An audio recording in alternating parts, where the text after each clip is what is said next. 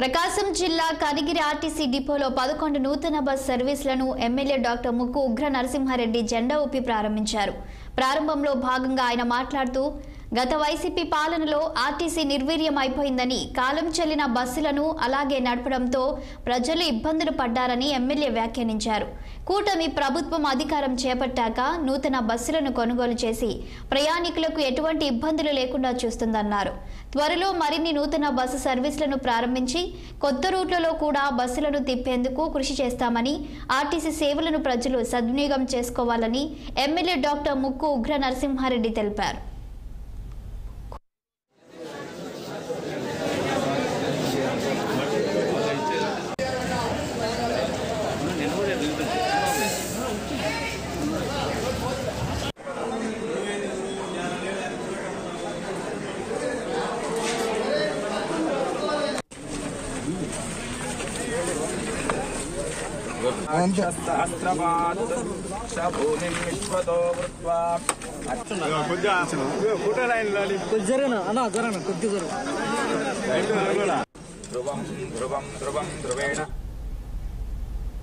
విజయవాడ సింగ్ నగర్ లో చంద్రబాబు చిత్రపటానికి బోండా ఉమా టీడీపీ నేతలు పాలాభిషేకం చేశారు.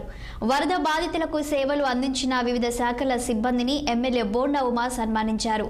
వరద సహాయక చర్యల ద్వారా చంద్రబాబు పాలన ఏమిటో అందరికీ అర్థమైందని, నాయకుడు అంటే నడుస్తూ నడిపించేవారని చంద్రబాబు ఆచరించి చూపారని ఉమా అన్నారు.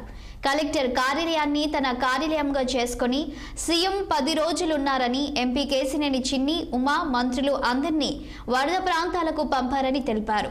10 రోజుల పాటు ఆహారం, నీరు, పండ్లు, పాలు బాధితులకు అందేలా సీఎం చేశారని, ఇప్పుడు కూడా సర్వే చేయించి బాధితులను ఆదుకుంటారని తెలిపారు. ఇచ్చినటువంటి ఆకస్మిక వరదల వల్ల సెంట్రల్ నియోజకవర్గంలో 2,50,000 మంది పైచిలకు వరద ముంపులో పడ్డారు.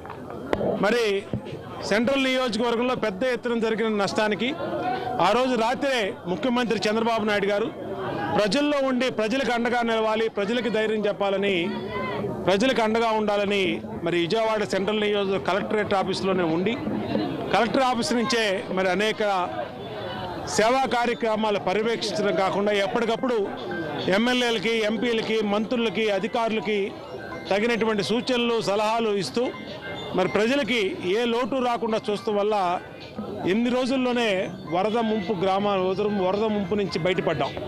ఇవాళ పెద్ద ఎత్తున మళ్ళా ఇన్ని సేవలు అందించినటువంటి గౌరవ ముఖ్యమంత్రి చంద్రబాబు నాయుడు గారికి పాలాభిషేకం ప్రజల ద్వారా చేసి, ప్రజల సమక్షంలో పాలాభిషేకం చేసి ఆయనకి మీకేమి ఇచ్చినా మేము రుణం తీర్చుకోలేమని చెప్పి ఆయనకి చెప్పడం ప్రజలందరూ కూడా సంతోషం వ్యక్తం చేస్తుంది.